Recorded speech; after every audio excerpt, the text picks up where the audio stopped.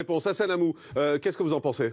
Non, mais moi, je parlais tout à l'heure des personnes qui sont sur le terrain et en contact avec ces familles.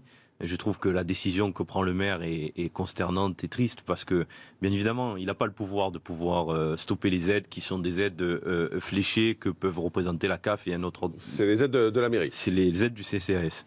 Et je trouve que, d'abord, il va se poser la question des critères. Sur la base de quoi va-t-il supprimer les aides à ces familles-là, ou ces personnes-là, et sur la base de quoi va-t-il prendre des sanctions et des décisions? Il a un peu expliqué, hein, ce sont des enfants qui sont condamnés et dont les familles refusent de venir. Donc c'est la double peine. Ça veut dire qu'il se substitue à une décision judiciaire. Non, il décide qu'il devrait y avoir une double peine. C'est-à-dire qu'il y a la peine prononcée par le tribunal et il y a la peine prononcée par la mairie. Juste, Hassan Amou, est-ce que les parents sont responsables de leurs enfants quand ils sont mineurs? Bien évidemment. Est-ce qu'un enfant qui a 13-14 ans, il doit être dans la rue à 23h? Non. Qui est responsable quand il est dans la rue à 23h? C'est ses parents. Voilà. Mais il y a aujourd'hui aussi des réalités qu'il faut prendre en considération. Les territoires ne sont pas tous les mêmes, ne sont pas tous inclus dans les villes, ne sont pas tous desservis correctement, n'ont pas tous le même haut niveau de qualité de service. Et ça, il faut le prendre en considération. Quel rapport avec le fait d'avoir un gamin dans la rue à 23h? Si demain, Morandini, vous appartenez à une famille où vous êtes 4, avec une maman seule, et qu'elle se fait expulser parce que votre frère fait l'idiot, quelle image auriez-vous, vous, de votre pays, de votre ville et du maire de la ville?